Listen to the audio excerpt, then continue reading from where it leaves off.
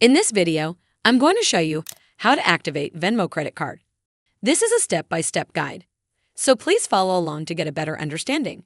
First things first, you'll need to have its official mobile app installed on your phone. If you haven't downloaded it yet, just head to your App Store or Google Play Store and install the official app. Once the app is installed, open it up and log into your account using its login credentials. However, if you have not yet registered for online banking, you need to sign up for a new one. Once you're logged in, head to the Cards tab at the bottom of the screen.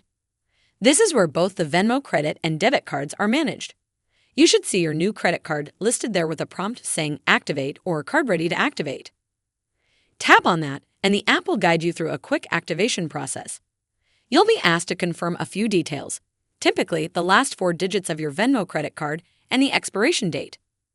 After submitting the required information, tap on the Activate option to complete its activation process. Well, that's how you activate your Venmo credit card. I hope you found this video helpful.